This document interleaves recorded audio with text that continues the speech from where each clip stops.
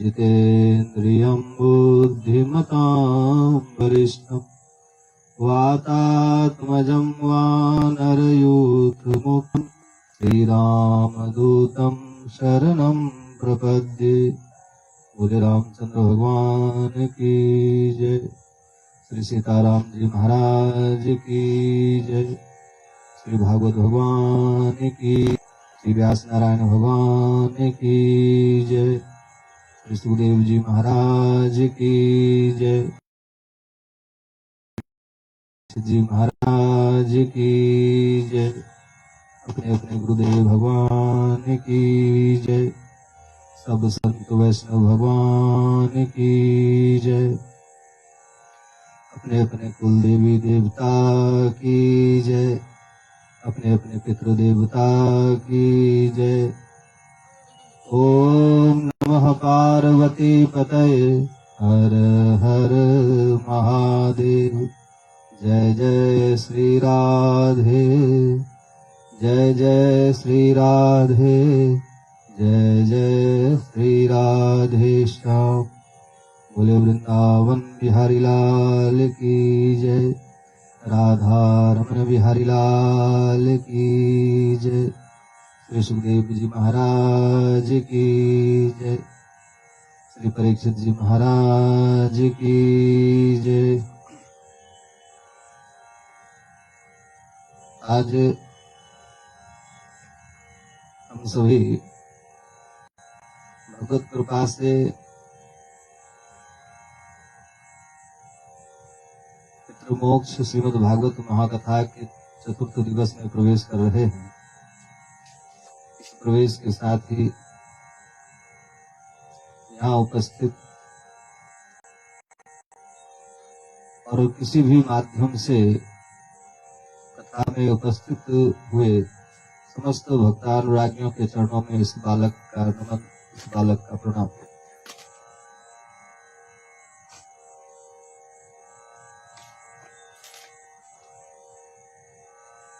श्री सुखदेव जी के जन्म कर्म की चर्चा कल हम सब ने श्रवण किया।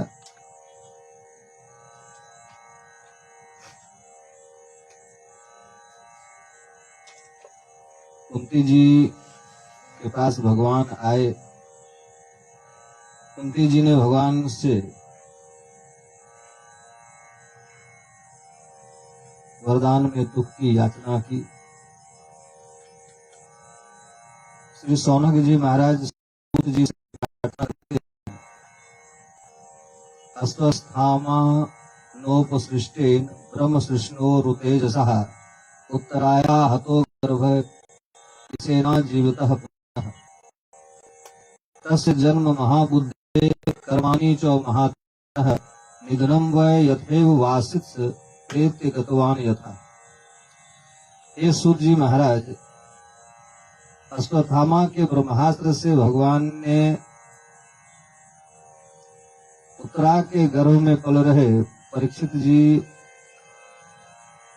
की रक्षा की। श्री परीक्षित जी के जन्म कर्म तथा श्री सुखदेव जी के अमृतमय उपदेशों को सुनकर लोकांतर भगवान के धाम को श्री परीक्षित जी गए। इस विषय में हमें सब वृतांत विस्तार से सुना। तो सूत जी कहते हैं, अंगुष्ठ मात्रम मलम स्फुरत पुरट मौलिनम। अपनी माँ के उदर में अश्वत्थामा के तेज से जल रहे उस गर्भ ने अनूठे प्रमाण से अलौकिक पुरुष का दर्शन किया। अंगुष्ठ मात्रम मलम, उस परमात्मा का दर्शन, वह परमात्मा अंगूठे के आकार के उस पुरुष का दर्शन किया जिसके मस्तक पर किरीट, कानों में कुंडल। महाराज चारों भुजाओं में शंख, चक्र, गदा, पद्म आदि सुशोभित हो रहे थे। गदा को घुमाता हुआ परीक्षित जी ने उस महान पुरुष को, उस परमात्मा को अपनी माता के गर्भ में दर्शन किया। वह परम पुरुष गर्भस्थ उस शिशु की रक्षा कर वह परम पुरुष वहां से अंतर ध्यान हो गए। समय पर पांडवों का वंशज दूसरे पांडु की तरह आप पैदा हुए। युधिष्ठिर महाराज ने कृपाचार्य आदि को बुलाकर पुण्य वाचन कराया, सबको दान दिए। युधिष्ठिर महाराज ने ब्राह्मणों से पूछा, हे ब्राह्मणों, हमारे वंश का प्रकाशक आचरण और बल में यह बालक कैसा होगा? जो भी अभी पैदा हुआ है यह कैसा होगा? तो ब्राह्मणों ने कहा, पार्थ प्रजापिता साक्षात इक्ष्वाकुर्वि मानवः। हे महाराज, आपका बालक प्रजापालक होगा, मनुपुत्र इक्ष्वाकु की तरह सत्य प्रतिज्ञा वाला होगा, ब्राह्मणों का हितकारी होगा, दशरथ के पुत्र श्री रामचंद्र जी की तरह सबका हितकारी होगा। हे राजन, इस बालक की ख्याति चारों दिशाओं में होगी, हर तरफ इनके जय जयकार होंगे। इनका नाम परीक्षित होगा, परितः इच्छति इति परीक्षितः। महाराज,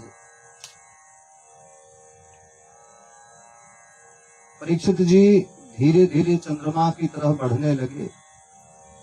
युधिष्ठिर महाराज ने राजा मरुत के यज्ञ में छोड़े गए पात्रों व धन को मांग करके अश्वमेध यज्ञ किया, जिसमें द्वारिकाधीश को बुलाया गया, भगवान श्री कृष्ण को बुलाया गया। यज्ञ संपूर्ण करने के बाद में भगवान श्री कृष्ण पुनः द्वारिका को चले गए। भगवान के साथ अर्जुन भी द्वारिका गए। सूत जी कहने लगे, हे ऋषियों, तीर्थ यात्रा को निकले हुए श्री विदुर जी को आता देखा तो सभी पास जाकर के प्रणाम करने लगे। विदुर जी तीर्थ यात्रा को निकले हुए थे और विदुर जी को आता हुआ देख करके सब ने जाकर विदुर जी को प्रणाम किया कि चाचा जी आ रहे हैं। युधिष्ठिर आदि सब ने जाकर अपने चाचा विदुर को प्रणाम किया, जो तीर्थ यात्रा से लौटे थे। उनमें पांडव, कृपाचार्य, धृतराष्ट्र, द्रौपदी, सुभद्रा, द्रोणाचार्य की पत्नी, सबके अश्रुपूरित नेत्रों से, सबने अश्रुपूरित नेत्रों से उनका स्वागत किया। युधिष्ठिर जी ने विदुर जी के चरणों में प्रणाम किया। अपि समर्थनो युष्मत पक्षा छाया समेधितान। हे चाचा जी, आपके चरणों में निवेदन है। और युधिष्ठिर जी अपने चाचा विदुर जी से कहते हैं, हे चाचा, जिस तरह से पक्षी अपने बच्चों को अति स्नेह करने के कारण पंखों में छुपा लेते हैं, अपने बच्चों को पक्षी पालते, पोसते और बढ़ाते हैं, आप में भी माता के साथ हम सबको विष और लाक्षागृह की आग से और अनेक विपत्तियों से आपने हम सब की रक्षा की है। आप हम सबको छोड़ करके गए, क्या आपको कभी भी हम सब की याद नहीं आई? क्या हमारी याद आपको कभी भी नहीं आती थी चाचा जी? इसके बाद युधिष्ठिर जी ने अपने जीवन में घटित सभी वृतांत सुनाए। विदुर जी ने धृतराष्ट्र को आत्म तत्व का उपदेश दिया। महाभारत के युद्ध संपन्न होने के बाद धृतराष्ट्र और गांधारी दोनों युधिष्ठिर जी के पास आकर के रहने लगे। ध्यान दिया जाए, हम जिन अपनों से द्वेष करते हैं, निज अपने खून के लिए, जब हम अपने ही परिवार में अपनों से द्वेष की भावना रखते हैं और जब हम अपने अपनों के द्वारा तिरस्कारित हो जाते हैं, हमारे अपने जब हमारा त्याग कर देते हैं, हमें छोड़ देते हैं, या धृतराष्ट्र और गांधारी की तरह जब वो सभी नहीं रहते पास में, तब हम जिनसे द्वेष करते हैं उनके ही साया में आकर रचते बसते हैं, वहीं आकर हम छाया प्राप्त करते हैं, संरक्षण प्राप्त करते हैं, और वही हमें हमारी सेवा शुश्रूषा करते हैं। इसलिए यह महाभारत का युद्ध धृतराष्ट्र और गांधारी जी का चरित्र यह शिक्षा देती है कि किसी भी परिस्थिति में दुख का अतिरेक भी हो जाए, तब भी अपने सगे संबंधियों से व्यवहार में अति कटुता नहीं लानी चाहिए, और ऐसा व्यवहार नहीं करना चाहिए कि कल उसके पास आने का कोई रास्ता ना बचे। क्योंकि हम सभी जीव काल के वशीभूत हैं, और न जाने वह काल वह समय हमारे साथ क्या कर गुजरेगा, और न जाने फिर किसके पास हमें अपनी झोली फैलानी पड़ेगी, या हो सकता है हमें फिर उसी के पास आना पड़े, वही हमारा संरक्षण करे। आज धृतराष्ट्र के साथ वही गति हो रही है। धृतराष्ट्र और गांधारी जी को देखकर विदुर जी को अच्छा नहीं लगा। विदुर जी ने भैया धृतराष्ट्र से कहा, भैया आप यहाँ से शीघ्र निकल जाइए।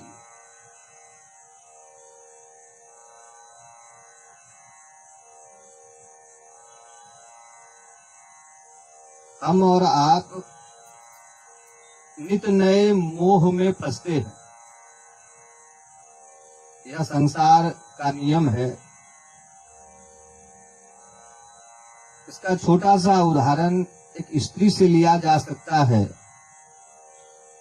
स्त्री जब अपने माँ बाप के घर पैदा होती है, तो उस स्त्री को अपने माँ बाप से, अपने भाई से, अपनी बहन से बड़ा स्नेह और मोह होता है। धीरे धीरे वह लड़की जब विद्या अध्ययन आदि करने के लिए अपने मित्रों के साथ आती है, तो उन कई मित्रों में से एक मित्र से उनका मोह अति प्रगाढ़ हो जाता है, और अपने माँ बाप, अपने भाई बहन के बात का त्याग कर अपने उस मित्र के साथ भी जीना शुरू कर देते हैं। हर परिस्थिति में उस मित्र के साथ उसी के हिसाब से जीने लग जाते हैं। माँ बाप के लाख मना करने के बाद भी कि तुम्हें उस लड़की के साथ नहीं रहना है, हमारे कुल खानदान से मैच नहीं करता है, इसके बाद भी हम विद्यालय में या अन्य किसी माध्यम से अपने उस सहेली से, उस मित्र से मिलते हैं, क्योंकि हमारा मोह बदल जाता है। संसार का नियम है, हर बार समय समय पर मोह प्रेम किसी न किसी के प्रति बदलता रहता है। इस संसार में कुछ भी स्थिर नहीं है। विद्या अध्ययन करने के बाद जब हमारा विवाह होता है, उस स्त्री का विवाह होता है, तो वह फिर अपने पति से प्रेम करने लग जाती है। अब उसका मोह अपने माँ बाप से हटकर, उस मित्र से भी हटकर अपने पति में लग जाता है, और अब उसे अपने मित्र की याद, अपने सहेली की याद नहीं आती। अब वह अपने पति के साथ उससे मोह में ग्रसित हो उसी को याद करती रहती है, उसी में सुख और दुख झेलने और सहने लग जाती है। कुछ समय के बाद फिर जब उससे बाल बच्चा होता है, तब उसे अपने पति से भी मोह कम होने लगता है, और अपने पति से प्रेम अपने बच्चों से ज्यादा करने लगती है, अर्थात मोह फिर बदल जाता है। कोई भी व्यक्ति जब हमसे थोड़ा स्नेह करने लग जाता है, हमें जब किसी के प्रति आशा जगने लग जाती है कि ये करेगा हमारा, ये हमारा करने वाला है, यह मेरा साथ देने वाला है, यह मेरा सहयोग करने वाला है, तो हमारा मोह उसके प्रति जगने लग जाता है और तीव्र हो जाता है। यही घटना धृतराष्ट्र और गांधारी के साथ हुआ। जिस पुत्र मोह के कारण धृतराष्ट्र ने पांडवों के साथ बड़े अन्याय किए, आज जब उसके पुत्र नहीं रहे, तब अब युधिष्ठिर जी से पांडवों से इनका मोह प्रगाढ़ हुआ। विदुर जी ने समझाया, भैया अब आपको यहां से निकल जाना चाहिए, क्योंकि काल सिर पर आ गया है। आपके पुत्रादि सारे रिश्तेदार मारे जा चुके हैं। जिस भीम ने आपके पुत्रों को मार दिया है, उस भीम के द्वारा दिए गए अन्न को आप कैसे खा रहे हैं? आप भीम के द्वारा दिए गए अन्न को कैसे खाते हो? भीमापवर्जितम पिंडमादत्ते गृहपालवत्।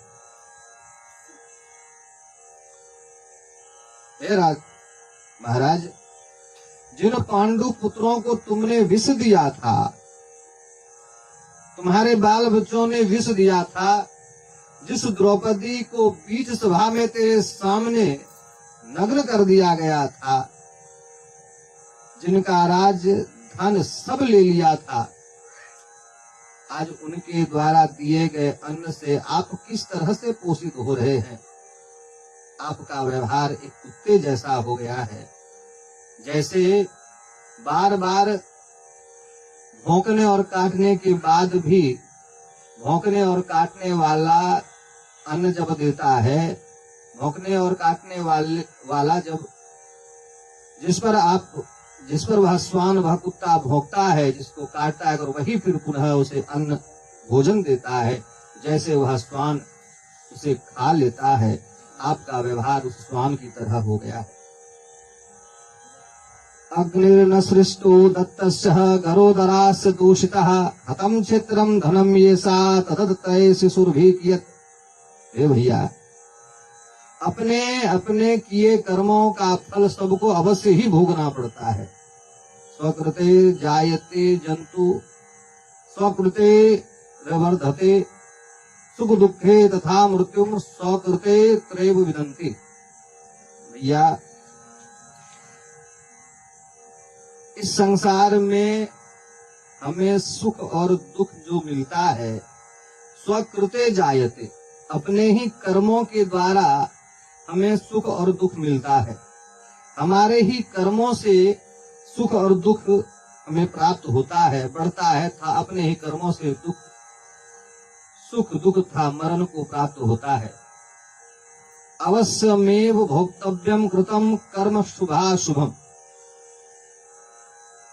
हम शुभ अशुभ जैसा भी कर्म करते हैं, उसका अपने कर्म का फल हमें अवश्य ही भोगना पड़ता है।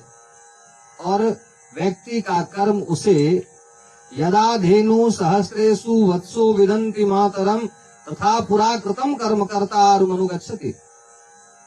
हे भैया, जैसे हजारों गायों में से बछड़ा अपने माता गाय को पहचान लेता है, ठीक उसी तरह से मनुष्य द्वारा किए गए कर्म कर्ता के साथ ही जाते हैं, यानी उसी को अच्छा या बुरा फल देते हैं।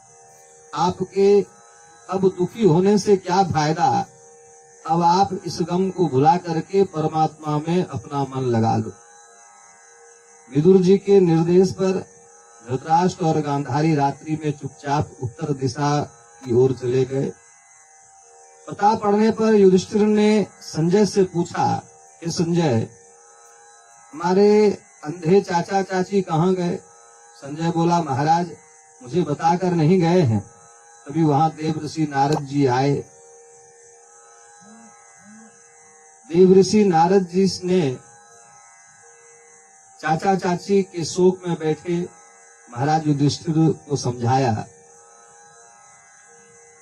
कि हे युधिष्ठिर, यह जीव काल कर्म गुणों के अधीन है। काल कर्म गुणाधीनो देहोऽयं पंच भौतिक कथमन्यास्तु गोपायेत सर्वग्रस्तो यथा परम। हे महाराज युधिष्ठिर, जैसे अजगर द्वारा निगल लिया गया पुरुष दूसरे की रक्षा नहीं कर सकता, वैसे ही काल कर्म और गुणों के अधीन यह पंच भौतिक शरीर भला दूसरों की रक्षा कैसे कर सकते। हे युधिष्ठिर, तुम्हारे चाचा चाची तीनों सप्त स्तोत्र तीर्थ में चले गए। विदुर जी, धृतराष्ट्र जी, तुम्हारी बड़ी माँ सप्त स्तोत्र तीर्थ में चले गए। तुम्हारे चाचा शीघ्र ही योगाग्नि में अपना शरीर भस्म कर देंगे। तुम्हारे बड़े पिताजी अपने शरीर को योगाग्नि में भस्म करेंगे। चाची गांधारी भी सती हो जाएगी। अपने भाई व भाभी की सदगति को देख करके विदुर जी भी वहां से अन्यत्र चले जाएंगे। अतः आप उनके लिए शोक मत करिए। नारद जी के समझाने पर युधिष्ठिर जी महाराज शोक शून्य हुए। संत सदा उपदेश बतावत केस सबई सिर स्थित भये हैं। तू ममता आज हूँ नहीं छाड़त, काल ने आय संदेश दिए हैं। आज कुकाल चले मन मूरख, तेरे तो देखत कते गए हैं। सुंदर क्यों नहीं राम सवारत, कहीं जा जग में कौन रहे। सूत जी महाराज कहने लगे, जब अर्जुन द्वारिका गए भगवान के साथ, 7 महीने हो गए, अब तक लौटे नहीं। ना चिट्ठी, ना कोई खबर, ना कोई संदेशा। युधिष्ठिर जी महाराज चिंतित हो गए और भयंकर उत्पात इधर होने लगा है। स्त्री पुरुषों में रात दिन कलह, काम क्रोध लोभ मोह की बातें, धोखेबाजी से लिप्त व्यवहार, आकाश में ग्रहों में युद्ध और मेघ मानो खून की वर्षा कर रहे हैं। कुत्ते सियार रो रहे हैं, ऐसे उत्पात होने लगे। युधिष्ठिर, भीम, नकुल, सहदेव चारों भाई बैठे हैं। युधिष्ठिर जी ने भाइयों से कहा, भाइयों, नद्यः नद्यास क्षुभिता सरांसि च मनांसि च न ज्वलंत अग्निम राज्येन कालोयम किं विधास्यति। संपूर्ण नदियां, नद, तालाब और प्राणियों के मन क्षुभित हो रहे हैं। भाई, समझ में नहीं आ रहा है अब यह काल क्या करेगा, अब यह समय क्या करेगा। हे भाई, एक बार नारद जी ने मुझसे कहा था कि जब भगवान श्री कृष्ण अपने धरती का त्याग कर इस धराधाम का त्याग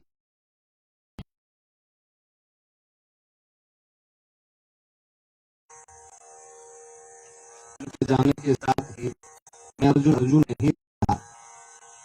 यह गांडीव नहीं रहा भैया, जिनकी कृपा से मैंने इंद्र को जीत करके खांडव अग्नि को दे दिया था। अपार बल वाले जरासंध को भाई भीम की कृपा से जरासंध को चीर दिया था। देने की कृपा से भगवान शिव से पाशुपत अस्त्र मिला था, तथा महाभारत के युद्ध में जिनकी कृपा से हम विजयी हुए, अब वे परमात्मा हम सब के साथ नहीं रहे।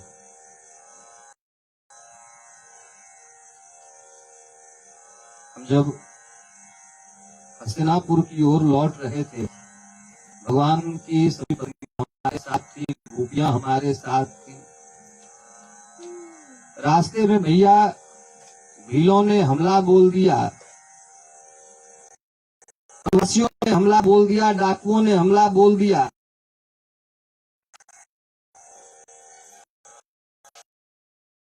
वनवासियों से पास हो गए, हार गए। समय समय सुंदर समय बड़ो बलवान, भीलन लूटी गोपिका, वही अर्जुन वही बाण। भैया, भगवान की कृपा जब तक थी तब तक अर्जुन था, आज वही अर्जुन था। भीलों ने, डाकुओं ने भगवान की पत्नियों के साथ बदतमीजी की, गोपियों के साथ बदतमीजी की। मैंने रक्षा के लिए अस्त्र उठाए, लेकिन वे अस्त्र आज काम नहीं आए। मैं हार गया, मेरा तेज आज मेरे काम नहीं आया। वह तेज जो परमात्मा की कृपा हमारे पास भगवान के चले जाने के बाद नहीं रहा। यह समय का खेल था भैया।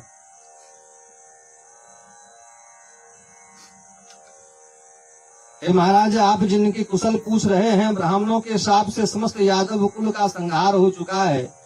भगवान भी जिस तरह पैर लगे कांटे को कांटे से निकाल कर दोनों कांटों को फेंक देते हैं, उसी प्रकार कौरव और यादव आदि संहार करके अपने विग्रह को भी अंतर्निहित कर लिया है। सूत जी कहने लगे, हे ऋषियों, इस समाचार को सुनकर के युधिष्ठिर महाराज ने अपने पौत्र परीक्षित को राजगादी दे दी। माता कुंती धाम से इस खबर को सुनकर के ही गिर गई, प्राण पखेरु उड़ गए।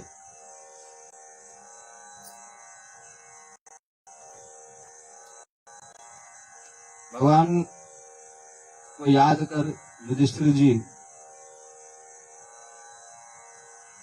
अनिरुद्ध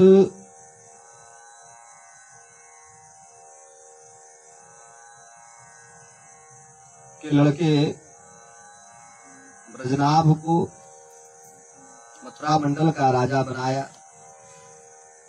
और अपने भाइयों सहित युधिष्ठिर जी द्रौपदी को लेकर उत्तर दिशा की ओर प्रस्थान करते हैं। द्रौपदी सहित इस स्थूल शरीर का सबने सब भगवत स्वरूप को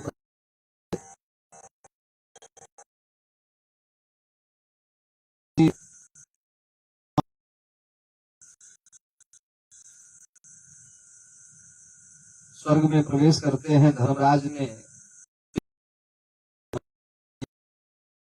पुनः धरती की ओर लौट पड़ा। वह स्वान के रूप में प्रकट हुआ। पूछा, हे देवता आप कौन? उस देवता ने कहा कि हे युधिष्ठिर, मैं आपका धर्म हूं। आपने हमेशा मुझे आगे रखा। होते हैं पुरुषार्थ चतुष्टय जिसे कहा गया है, धर्म अर्थ काम मोक्ष, इसमें सबसे आगे धर्म है। हर व्यक्ति को धर्म को आगे करके चलना चाहिए, फिर अर्थ कमाना चाहिए, फिर कामनाओं को पूर्ण कर मुक्ति को प्राप्त करना चाहिए। धर्म ने कहा, वरदान मांगो, मैं तुमसे बड़ा प्रसन्न हूँ। युधिष्ठिर जी ने कहा, हे प्रभु, अगर आप हमसे प्रसन्न हैं तो महाभारत के युद्ध में दोनों पक्षों में मारे गए हमारे कुल में आज तक जितने भी लोग हैं, सबको भगवान का धाम मिले, मुझे यह वरदान चाहिए। धर्मराज मुस्कुराए और धर्मराज ने कहा, हे राजन, तुम चलो, तुमसे पहले सभी भगवत धाम को प्राप्त कर चुके हैं। युधिष्ठिर जी भगवत धाम को प्राप्त होते हैं। हे ऋषियों, राज सिंहासन पर आसीन होने के बाद महाराज परीक्षित ने स उत्तरस्तनयामुपेयम इरावतीम, उत्तर की बेटी इरावती के साथ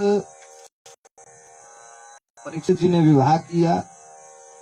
जन्मजे आदि 4 पुत्र पैदा हुए।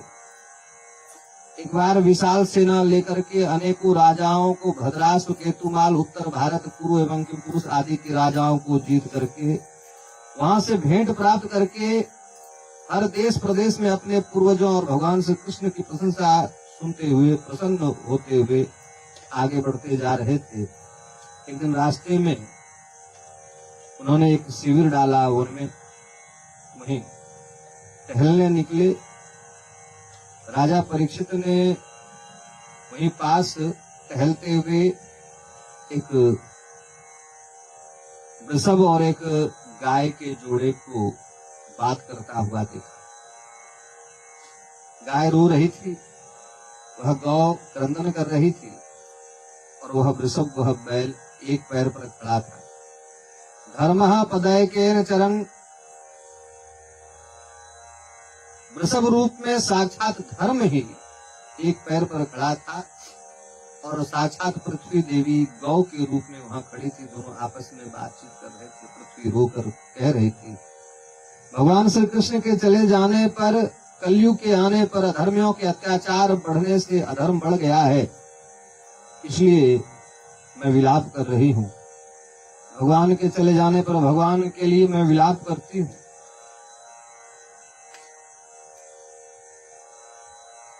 महाराज वृषभ कहता है,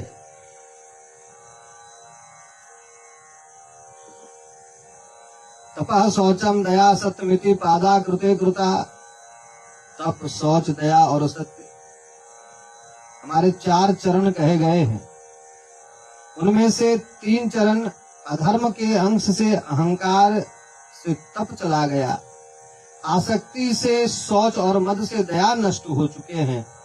इस समय केवल 1 चरण मेरे पास सत्य शेष बचा हुआ है। उसे भी पापी असत्य के से नष्ट करना चाहता है। पर पृथ्वी जो भगवान श्री कृष्ण के द्वारा सेवित थी, उस पर अपना अधिकार जमाना चाहता है। वह कली इस पृथ्वी पर अधिकार करना चाहता है, इसलिए हम लोग दोनों दुखी हैं। राजा परीक्षित उन दोनों की बातों को सुन रहे थे कि तभी एक काला कुलटा पुरुष वहां आया। डंडे से वह वृषभ को पीटने लगा है। राजा परीक्षित को बड़ा बुरा लगा। निशात माद्य खड्गम कले धर्म हेतु, खड्ग लेकर के दौड़े उस व्यक्ति के पास। अरे कौन है तू, कहां से आया है, और इस तरह से निरीह प्राणियों को दंड देता है, तुम्हें लज्जा नहीं आती है? कहते हुए चिल्लाते हुए उस व्यक्ति के पास पहुंचे। उस व्यक्ति ने क्षमा मांगा, क्षमा करें प्रभु, हे राजा, मेरा नाम कली है, कलयुग है, मेरा समय आ गया है। राजा परीक्षित ने कहा, चाहे तुम जो भी हो, मेरे राज्य को छोड़कर निकल जाओ। कलयुग ने कहा, मेरा समय आ गया है, समय कहीं बाहर नहीं निकल सकता। कलयुग समय का नाम है, कलयुग काल का नाम है। काल बदलता नहीं, समय बदलता नहीं। आप 4 स्थान, आप हमें रहने के लिए स्थान दें, मैं वहीं निवास करूंगा। सूत जी कहते हैं, हे सौनक आदि ऋषियों, तब राजा परीक्षित ने स्थान मांगने पर कलयुग को 4 स्थान दिए। द्यूतम पानम स्त्रिह सुना यत्र अधर्म चतुर्विधा। 4 स्थान दिए। जहां जुआ खेला जाए, कलयुग तुम वहां रहना, क्योंकि जहां जुआ खेला जाएगा वहां झूठ का बोलबाला रहेगा। हे कली, जहां नशा हो, जहां नशा हो तुम वहां रहना, जहां नशा हो तुम वहां रहना, जहां लोग नशा करे आप वहां रहना, क्योंकि नशा से मद पैदा होता है, पागलपन पैदा होता है, अपना पराया अच्छे या बुरे का भान भुला देता है। इसलिए तू कली वहीं रहना। जो जुआ खेले, जो नशा करे, जो स्त्रियों के साथ बदतमीजी करे, जिस घर में जिस स्थान पर स्त्रियों के साथ दुर्व्यवहार हो, कली तुम वहां रहना। ये 3रा स्थान दिया। 4था स्थान, जहां हिंसा हो तुम वहां रहना। कलयुग ने कहा, आपके राज्य में तो ये 4 नहीं मिलते, एक स्थान मैं आपसे मांगता हूं, याचना करता हूं, आप दे दें। राजा परीक्षित ने कहा, फिर मांगो। कलयुग ने कहा, हे राजन, हमें सोने में स्थान दे, स्वर्ण में स्थान दे, लेकिन अगर सोने में कलयुग बैठता है तो महाराज ये बड़ा विरोधाभास की बात हो जाती है। गीता में भगवान ने स्वयं कहा है कि धातुओं में जातो हम, धातुओं में सोना मैं हूं। तो जब धातुओं में सोना स्वयं भगवान है तो सोने में कलयुग का भी वास कैसे हो गया? असल में कलयुग का कहना है कि जो गलत ढंग से संपत्ति कमावे, गलत ढंग से कमाए गए संपत्ति में मेरा वास हो, गलत ढंग से कमाए हुए स्वर्ण में मेरा वास हो। राजा परीक्षित ने कलयुग के रहने के लिए 5 स्थान दिए। जहाँ जुआ खेला जाए वहां रहो, जहाँ नशा किया जाए वहां रहो, जहाँ स्त्रियों के साथ दुर्व्यवहार हो वहां रहो, जहाँ हिंसा हो वहां रहो,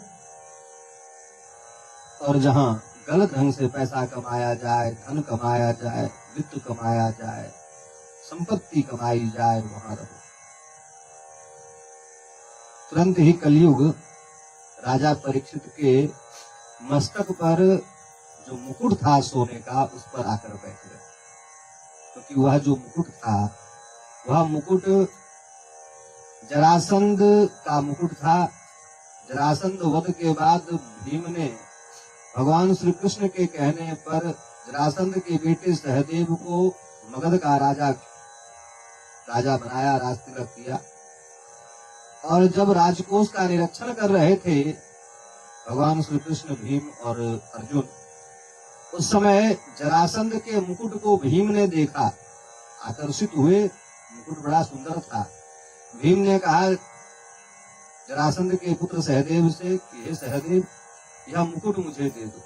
सहदेव उस मुकुट को पकड़कर विलाप करने लगा, मेरे पिता की निशानी है, यह मुझसे न ले। भगवान ने समझाया, भीम यह मुकुट सहदेव को दे दो, ये इसके पिता की निशानी है, इससे मोह न करो। भीम ने जबरदस्ती वह मुकुट सहदेव से ले लिया था। जबरदस्ती लेकर आए थे भीम, इसलिए गलत ढंग से संचित वह मुकुट था, संपत्ति थी। सो कलयुग उस मुकुट में अर्थात सिर पर आकर के बैठे। कलयुग के सिर पर बैठते ही जो राजा बड़ा सदाचारी था, जिसके राज्य में हिंसा नहीं होती थी, आज वह राजा हिंसक हो जाता है। वह शिकार करने निकल पड़ता है, वन पशु के पीछे पीछे दौड़ पड़ता है, घने जंगल में प्रवेश कर जाता है। शिकार तो पकड़ नहीं पाता, लेकिन भूख और प्यास के कारण दीवाने हो जाते हैं। थकान के कारण बुद्धि खराब हो जाती है। प्यास भूख के कारण छटपट कर रहे हैं। बार बार इच्छा होती है अब तो प्राण निकल जाएगा। अचानक ही राजा परीक्षित ने एक कुटिया देखी। उस कुटिया के पास आए एक महात्मा तप कर रहे थे। राजा परीक्षित ने उस महात्मा से जल की याचना की।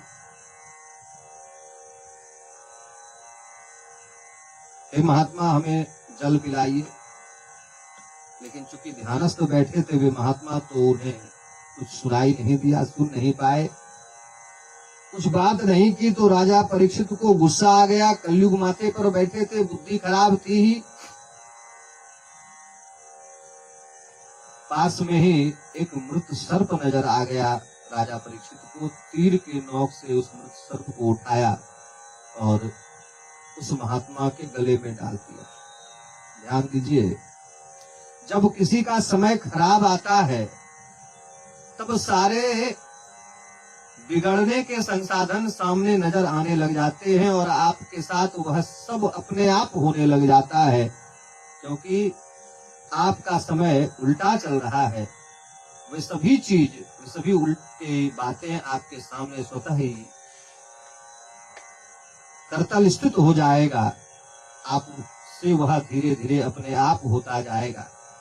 इस संसार में कोई भी ऐसा व्यक्ति नहीं है जो स्वयं जानबूझकर चाहता हो कि यह गलत काम करे। कोई भी जानबूझकर गलत काम नहीं करता। समय हर व्यक्ति से गलत करा देता है और वह गलत बनता जाता है। एक ब्राह्मण जिसका नाम गौरप्रभ है, गौरप्रभ ने राजा परीक्षित को मृत सर्प गले में डालता हुआ देखा। उस महात्मा के बेटे श्रृंगी को जो नदी में स्नान कर रहे थे, उसको जाकर बताया कि तेरे पिता समिक के गले में एक राजा ने मृत सर्प डाल दिया है। बेटे श्रृंगी को, महात्मा श्रृंगी को बड़ा क्रोध आया और क्रोधवश उसने अपने अंजलि में जल लेकर श्राप दिया, जिसने भी मेरे पिता के गले में मृत सर्प डाला है उस राजा की मृत्यु 7वें दिन तक तक्षक के डसने से हो जाए।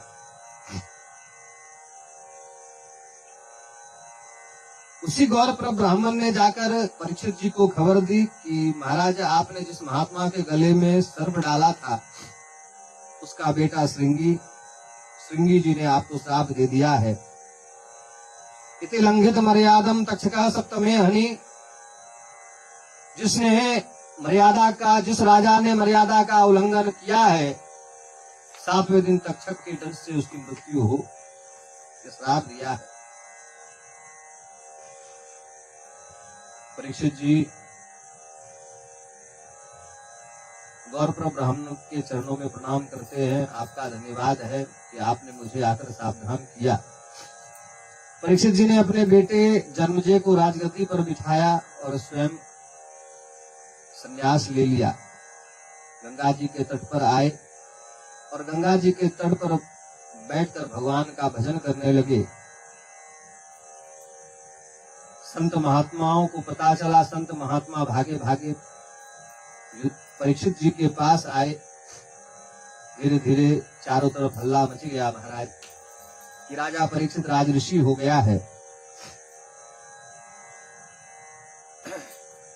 सभी लोग राजा परीक्षित के पास आने लगे। जितने बड़े बड़े संत महात्मा आए सबसे राजा परीक्षित कहते 7 दिन जीवन के शेष हैं, अगर आपके पास इन 7 दिनों में भगवान के प्राप्ति का कोई उपाय हो तो हमें बताइए। संत महात्माओं ने हाथ खड़े कर दिए, महाराज इस संसार में जन्म जन्म बीत जाते हैं तब जाकर के भी भगवान की प्राप्ति नहीं कर पाते जीव, तो आप 7 दिनों में भगवत प्राप्ति की इच्छा करते हैं। हमारे पास ऐसा कोई समाधान नहीं है। जो भी संत महात्मा आते सबके चरणों में निवेदन करते, सबसे प्रार्थना करते। परीक्षित जी हार गए तो भगवान को याद किया, हे परमात्मा, आपने हमारा जन्म सुधारा था। जन्म के समय मेरी माता के कोख में आकर के आपने मेरी रक्षा की थी। मृत्यु का समय है, मैं मरने वाला हूं, मरणासन हूं, मेरी मौत को भी सवार दो। भगवान को याद किया और उस समय श्री सुखदेव जी भगवान परीक्षित जी के पास आए। दिगंबरम वक्त्र विकृण केशम प्रणम बाहुम समरो उत्तमा राम।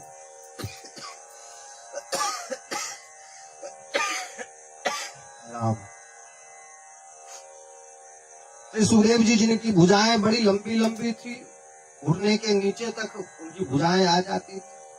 शरीर पर कोई वस्त्र नहीं था। उनकी कांति देवताओं जैसी थी। बाल फैले हुए थे, घुंघराले। उनको आता देख सभी संत महात्मा जो सभा में बैठे थे सब उठ करके खड़े हो गए, सब स्वागत करते हैं। राजा परीक्षित भी उठे, श्री सुखदेव जी का स्वागत करते हैं और उनके चरणों में प्रणाम कर षोडशोपचार विधि से पूजन किया। श्री सुखदेव जी का पूजन आदि करने के बाद एक सुंदर सा आसन दिया सुखदेव जी को बैठने के लिए। आप यहाँ विराजो। उस सुंदर से आसन पर सुखदेव जी को बिठाया। आप हमारे घर पधारे, आप हमारे पास पधारे, अब लगता है पक्का मेरा कल्याण होगा। बड़े भाग जब जानिए जब मिलने आवे संत, संतन को मिलवो करे सब कष्टन को अंत।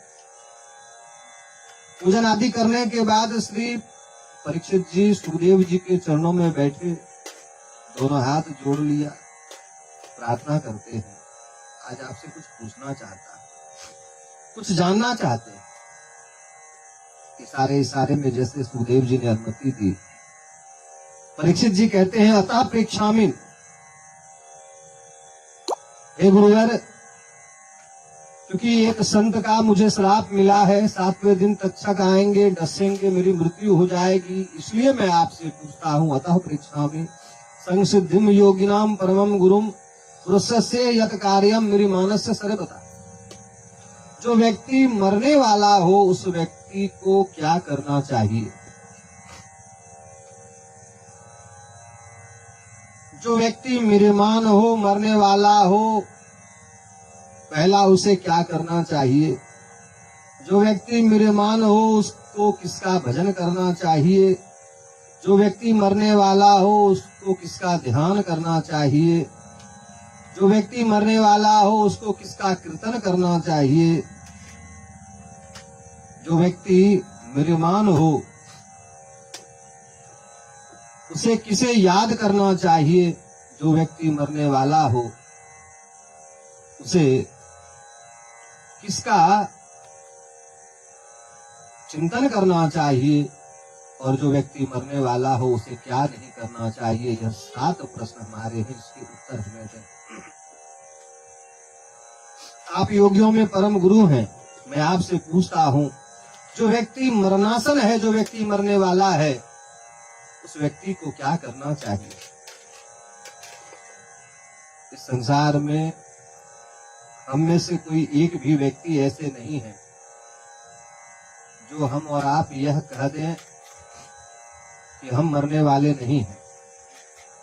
परीक्षित जी को तो यह खबर थी कि 7वें दिन तक्षक के डसने से उनका अंत होना है, लेकिन हमें तो यह खबर नहीं कि हम आगे शब्द भी बोल पाए ना बोल पाए, अगला श्वास ले पाए ना ले पाए, 7 दिन, 4 दिन, 3 दिन, 2 दिन, न जाने कितने दिन जी पाए या बरसों जी जाए, किसी को खबर नहीं। इसलिए हम सभी मरणासन हैं, हम सभी मरने वाले हैं।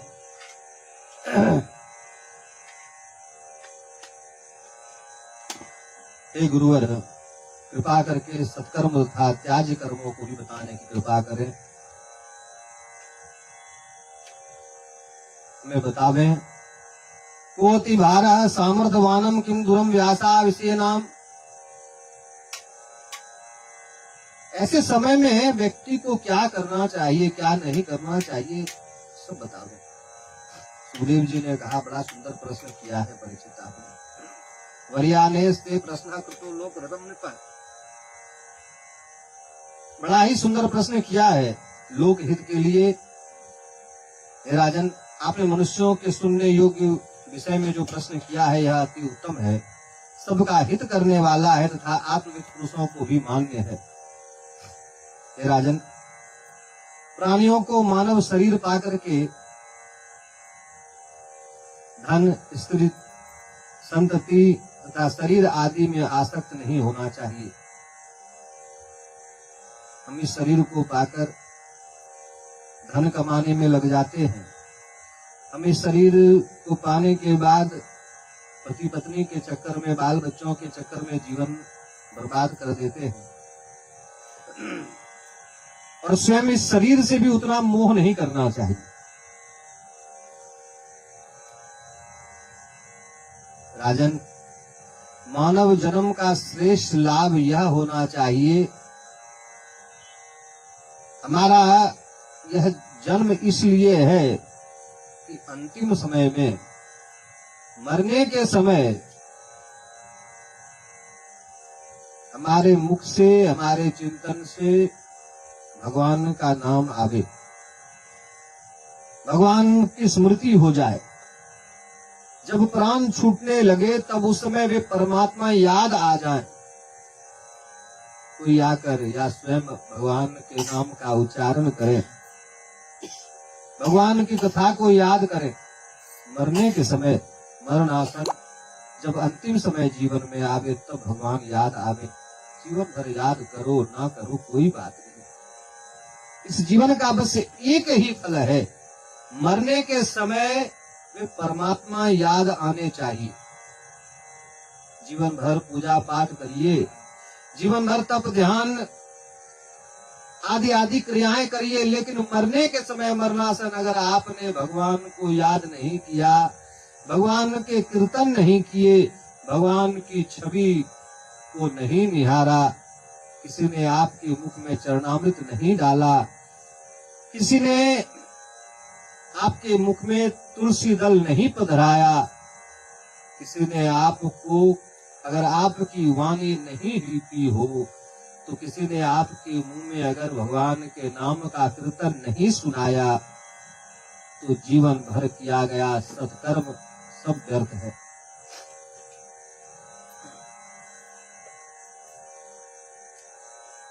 और अंत समय में ऐसा हो, राजन, इसके लिए शुरू से ही अभ्यास करना चाहिए।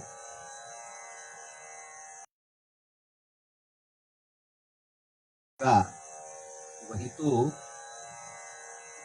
अंत में याद आएगा। महाराज, बार बार आप जो करते हैं उसका अभ्यास हो जाता है। याद है जब हम रेगुलर पढ़ाई किया करते थे, जब पढ़ाई में रेगुलर थे, जब भी कुछ हृदयस्थ करना होता यानी याद करना होता, तो हम लिखा करते थे। और बार बार उसी विषयों के लिखने से वह याद तो होता ही, लेकिन कालक्रम के अनुसार अगर आप रिवीजन नहीं किए हैं तो आप भूल भी जाते हैं। लेकिन एग्जाम के समय जो आपने तैयारी की, अगर वह प्रश्न नहीं आया और आपने कभी उसकी प्रैक्टिस की है और ऐसा कोई प्रश्न आया जो तत्काल आपने रिवीजन नहीं किया है और आपने कभी पढ़ा है, वह प्रश्न देखते ही आपको याद हो या ना हो, जो मेरे साथ घटित हुआ है। महाराज, कलम चलने लगती थी, पेन चलने लगते थे और उत्तर सटीक वही आते थे, क्योंकि कलम को अभ्यास हो गया होता था, हमारे उंगलियों को अभ्यास हो गया होता था। महाराज, अभ्यास आपसे वही करवाता है जिसको आपने बार बार किया।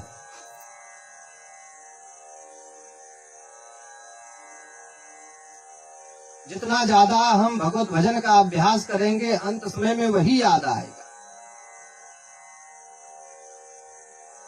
घर का काम काज अगर हम बार बार याद करेंगे,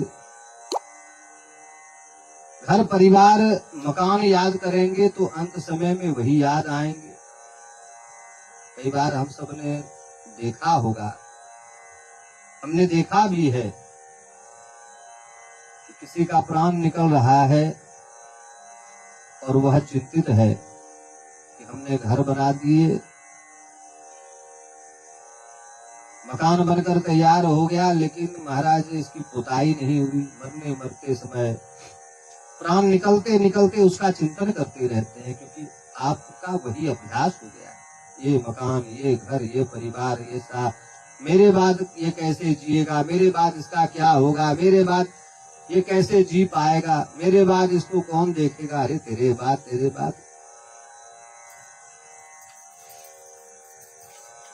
अभ्यास हमें भगवान के भजन का करना चाहिए, वह ना करके हम संसार का अभ्यास कर बैठते हैं, और जिससे पुनरागमन के चक्कर में पड़ जाते हैं। इसलिए हे राजन, मरने के समय भगवत भजन करना चाहिए, भगवान का नाम लेना चाहिए, मरने के समय भगवत चिंतन करना चाहिए। हे राजन, हर प्राणी से नित्य 5 स्थानों पर हिंसा होती रहती है। जब हम खाना बनाते हैं, अब तो चलो गैस चूल्हा हो गया, पहले लकड़ी के चूल्हे, तभी उसमें कीट पतंगे आकर के जल जाते हैं। तब भी अब भी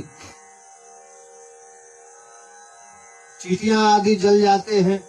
इससे आप जब खाना पकाते हैं, उससे जाने अनजाने पाप बन जाता है।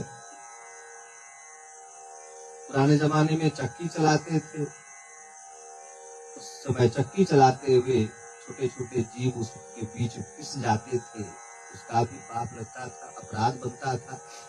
ठीक है, आज चक्की नहीं है, आज मिक्सी ग्राइंडर सबके पास है, घिस तो रहे हो। आपके उस अनाज के बीच में कोई कीट पतंग, कोई कीड़ा हो, वह घिस गया तो उसका तो दोष लगेगा ही। साथ ही साथ जहां आप जल रखते हैं, जल के रखने के स्थान पर ओखली आदि को कूटने के समय, झाड़ू लगाते समय कुछ जीव आदि हमसे दब जाते हैं, झाड़ू चूह जाते हैं।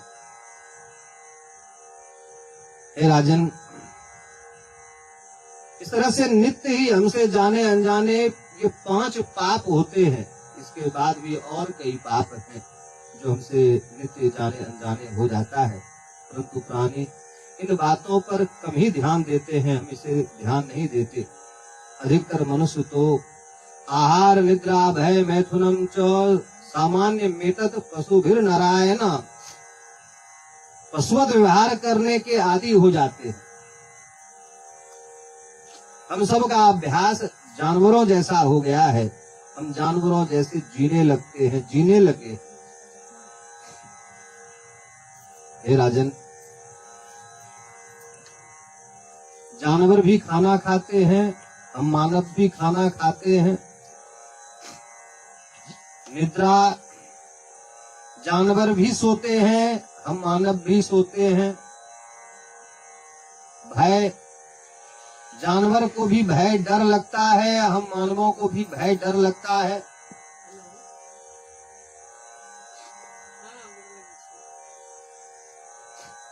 मैथुनम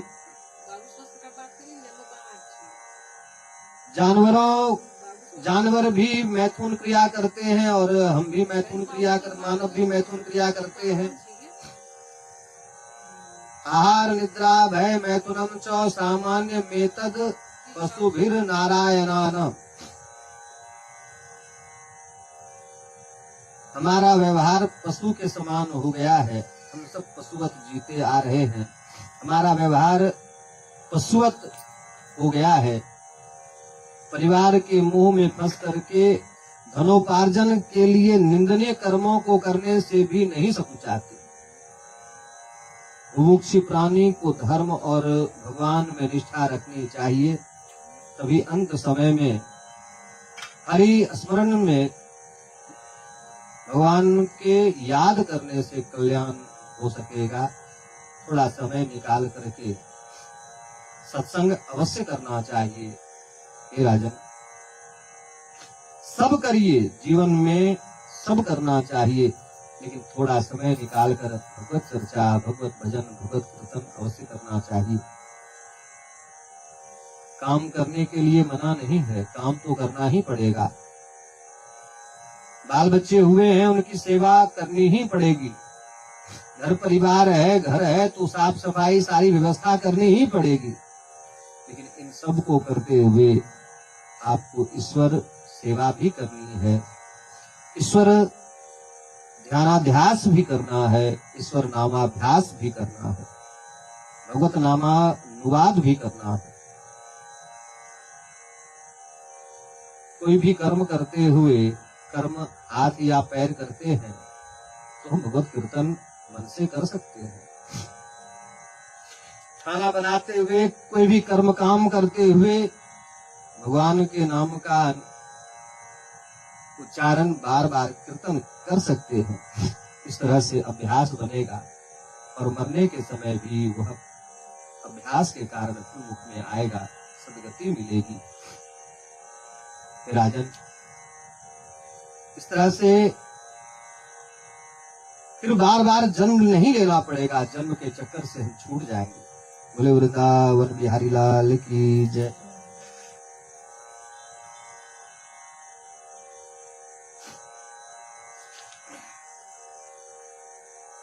राजन, तुम चिंता न करो, इन्हीं 7 दिनों में तुम्हें भगवत प्राप्ति हो जाएगी, तुम्हें भगवान की प्राप्ति हो जाएगी। नारायण परा वेदा देवा नारायण अंगजा, नारायण परा लोका नारायण परा मखा, नारायण परा योगा नारायण परम तपः, नारायण परम ज्ञानम नारायण परम गति। सभी वेद नारायण परक है। ये राजन, सभी देवता नारायण परक हैं, या अंश हैं या उन्हीं से उत्पन्न हैं। सभी लोक नारायण परक हैं और सभी यज्ञ नारायण प्राप्ति के ही साधन हैं। प्राणायाम आदि योग तप और ज्ञान मोक्ष सब नारायण परक हैं। नारायण परम ज्ञान और नारायण ही परम गति है। वही परम गति को देने वाले हैं, वही नारायण, वही परमात्मा। जब संसार में कुछ नहीं था तब वही परमात्मा बस अकेला वही था, उसके सिवा कुछ भी नहीं था। तो वह परमात्मा विचार करता है, एक वो हम बहुत श्यामी, मैं एक हूं अब बहुत हो जाऊं। तम इन 3 गुणों को ग्रहण करते हैं, तत्वों की भक्ति करते हैं। महाराज, वे सभी तत्व उस परमात्मा के द्वारा पैदा किए गए एक जगह आकर के एकत्रित होता है। राजन, बरसों बरस वे सभी तत्व एक जगह एकत्रित रहे, उसमें कोई हलचल नहीं हुआ। परमात्मा ने विचार किया, मैं एक हूं अनेक हो जाऊं, एको हम बहुत श्यामी। भगवती श्रुति कहती है, सा एकाकी न रमनते, उस परमात्मा को भी अकेले मन नहीं लगता है।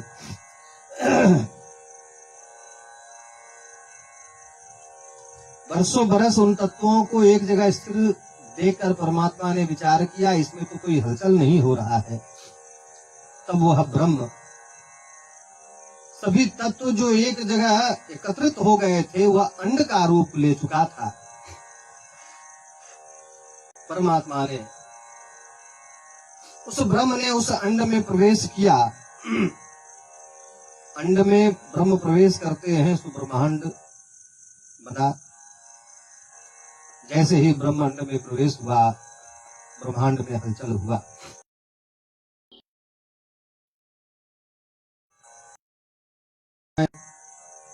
प्रसन्न हुआ। ब्रह्मा ने पूछा, मैं कौन हूं, पहले यह तो बता। माता ने कहा,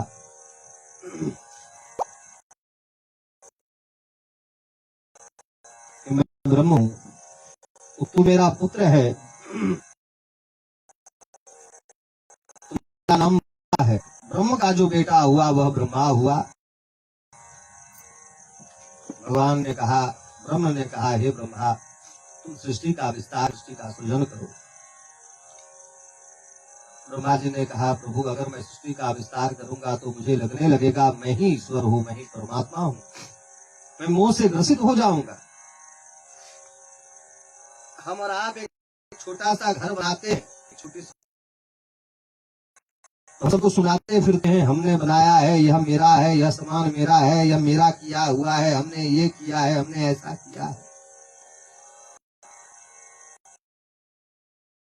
छोटा सा किया गया आदमी को मोह में डाल देता है, और आप तो कहते हो सबका सृजन करो, तो मुझे तो लगने लगेगा मैं ईश्वर हूं, आपसे दूर हो जाऊंगा। भगवान ने कहा, गोपनीय से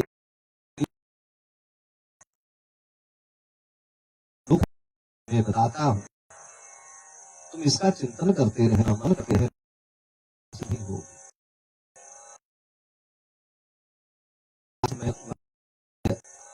आदि 4 श्लोक भगवान से ब्रह्म ने ब्रह्मा को दिया, सृष्टि की सृष्टि प्रारंभ।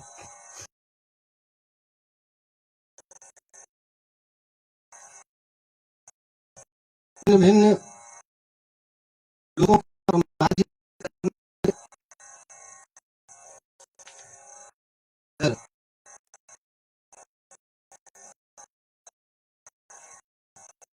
मानसिक पुत्रों से जब सृष्टि का विस्तार बहुत नहीं हो पाया, से मनु जी को प्रकट किया, सभ्रा जी को प्रकट किया है और दोनों को आज्ञा दी कि आप दोनों मैथुनी क्रिया के द्वारा प्रजा का सृजन करो।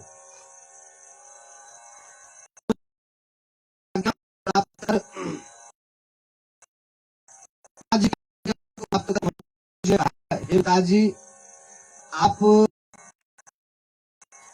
हम दोनों से कि हम लोग मैथुनी क्रिया के द्वारा इस संसार में सृष्टि का विस्तार करें, तो हम लोग आखिर रहे कहाँ? हमारी प्रजा कहाँ बसे? ब्रह्मा जी ने कहा कि आप सबके निवास पृथ्वी स्थित है, आप लोग जाकर पृथ्वी। मनु जी ने कहा, हे प्रभु, प्रजाओं का निवास स्थान हमारी पृथ्वी तो पानी में डूबी हुई है, जल में डूबा, उसे निकालने का उपाय करिए। डूबा हुआ है, कैसे कमा? वो बता रहे, लेकिन वह पृथ्वी तो जल में डूबी हुई है। एक दैत्य जिसका नाम हिरणाक्ष है, वह हिरणाक्ष पृथ्वी को रसातल में जाकर छिपा चुका था। ब्रह्मा जी जल से बाहर पृथ्वी को निकालने का विचार करते हैं कि ब्रह्मा जी के नासिका से एक वराह प्रकट हुआ, अर्थात एक सूकर प्रकट हुआ। देखते ही देखते बड़ा विशाल होने लगा। सभी देवी देवताओं को प्रणाम किया, उस वराह को प्रणाम किया, पुष्पों की वर्षा की, पुष्प वर्षा करने लगे, जय जयकार। भगवान ने एक विचित्र अवतार लिया, जिसका नाम हुआ वराह। वराह नारायण प्रकट हुए। सभी देवी देवताओं ने पहचान लिया, सभी देवी देवताओं ने पहचान लिया कि वे स्वयं परात्पर परमात्मा भगवान श्री हरि ही इस रूप में प्रकट हुए हैं। ब्रह्मा जी ने कहा, हे प्रभु, मनु और शत्रुपा को बसने के लिए मैंने पृथ्वी दी थी, उस पृथ्वी को एक दैत्य हर ले गया है, रसातल में छिपा गया है, उससे उस पृथ्वी को मुक्त करिए। भगवान वराह उसी समय रसातल में और हिरणाक्ष से महाभयानक युद्ध प्रारंभ हुआ।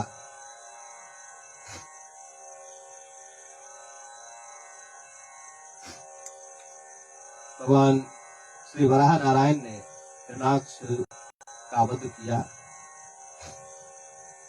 सभी देवी देवताओं ने भगवान वराह की प्रार्थना की। जितम जितम तेजित यज्ञ भावनम त्रयं तनुम स्वाम परिधुन्वते नमः। यद्रोम मर्गतेषु निलयाध्वार्तस्मै नमः कारण सुकरायते। हे अजय, हर बार विजय को प्राप्त करने वाले, तुमने तो उस हिरणाक्ष को जीत लिया है। हे यज्ञपते, हे यज्ञ नारायण भगवान, आपने पृथ्वी का उद्धार करने को वराह रूप धारण किया है। हे वराह रूप धारण करने वाले भगवान, आपको नमस्कार है, आपको नमस्कार। तेनैव तु मुनिश्रेष्ठः हरिणा यज्ञ मूर्तिनः आदि दैत्यो हिरणाक्षो अत इत्यानुशुश्रूषम्। हे मुनिश्रेष्ठ, भगवान श्री वराह का ऐसा अद्भुत चरित्र है, ऐसा अद्भुत चरित्र हम सबने अभी सुना। बोले वराह नारायण भगवान की जय। परीक्षित जी सुखदेव जी से कहते हैं, हे प्रभु, हे गुरुवर, ये हिरणाक्ष कौन थे जो पृथ्वी को चुरा ले गया? आखिर ये हैं कौन? यह तो बताएं। सुखदेव जी ने कहा, राजन,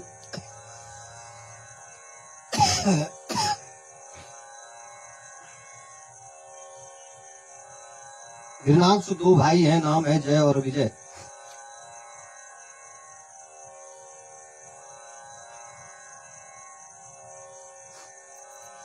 नाम जय और विजय है। आप भगवान वैकुंठाधिपति के द्वारपाल हैं। द्वारपाल हरि के प्रिय दो, जय और विजय जान सबको। एक बार श्री सनत कुमार जी चारों भाई भगवान नारायण के दर्शन के लिए वैकुंठ गए। जैसे ही भगवान के दर्शन के लिए दरवाजे से प्रवेश करने लगे, जय और विजय ने रोक लिया। आप बिना अनुमति के अंदर नहीं जा सकते। सनत कुमार चारों भाइयों ने मिलकर दोनों भाई जय और विजय को श्राप दे दिया, यहाँ वैकुंठ में रोकते हो, यहाँ भी कुंठा, 3 जन्मों तक जाओ तुम दोनों भाई, राक्षस योनि में पैदा हो। श्राप अंगीकार किया। भगवान वहां से आए, अंदर से बाहर पहुंचे। भगवान ने सनत कुमार जी के क्रोध को शांत किया। जय और विजय धरती पर जन्म लेने की तैयारी करने लगे, अपने मां की तलाश करने लगे। जब कोई जीव पैदा होना चाहता है, तब सबसे पहले वह जीव ही अपनी मां की तलाश करता है।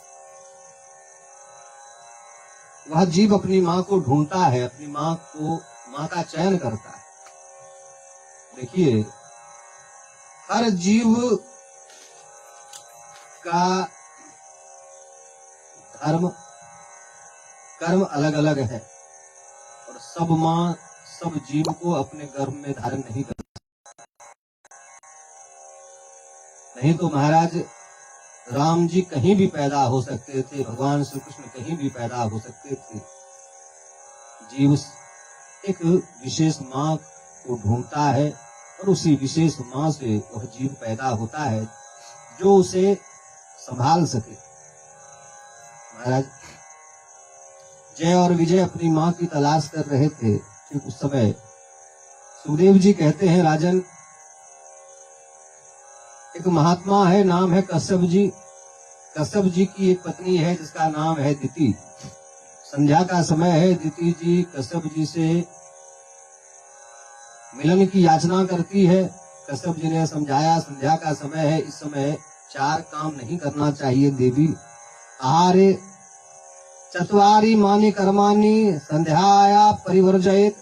संध्या के समय ये 4 काम नहीं करने चाहिए। क्या क्या नहीं करना चाहिए? आहारम भोजन नहीं करना चाहिए, मैथुनम मैथुन नहीं करना चाहिए, हे राजन निद्रा संध्या के समय सोना नहीं चाहिए, और चौथा स्वाध्यायम च चतुर्थकम। स्वाध्याय यानी पठन पाठन पढ़ना नहीं चाहिए। संध्या के समय यह 4 काम नहीं करना चाहिए। कर लिया तो क्या होगा? संध्या के समय भोजन कर लिया, आहार कर लिया तो आहारे जायते व्याधि। संध्या के समय अगर आपने भोजन किया तो पक्का ही बीमार हो जाओगे। आहारे जायते व्याधि। और संध्या के समय अगर आपने मैथुन कर लिया, पति पत्नी मिलते हैं, तो यह पक्का मान लीजिए गर्भ दुष्टश्च मैथुने। संध्या के समय मैथुन से आपका जो बालक होगा, गर्भ जो रुकेगा, वह बड़ा दुष्ट होगा। आपका बच्चा बड़ा दुष्ट होगा। निद्रायाम हरते लक्ष्मी। और संध्या के समय सोने वाले की लक्ष्मी चली जाती है, उस घर में दरिद्रता रहती है। और संध्या के समय पढ़े तो, और संध्या के समय पढ़ने वाले व्यक्ति को कुछ भी याद नहीं रहता, समय पर उसके वह पढ़ाई काम नहीं आती। इसलिए ये 4 काम संध्या के समय नहीं करनी चाहिए देवी। अपने आप को संभालिए। लेकिन दिति जी नहीं मानती हैं। महाराज कहा गया है, भोगा न भुक्ता वैसेव भुक्ता, तपो न तप्तम वयमेव तप्तः, कालो न यातो वयमेव याता, कृष्णा न जीर्णा वयमेव जीर्णा। दिति जी, जितना ज्यादा हम भोग करेंगे उतना ही भोग करने की इच्छा बड़ी होगी।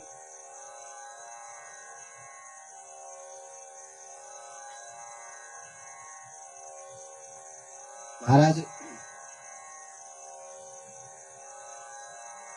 आज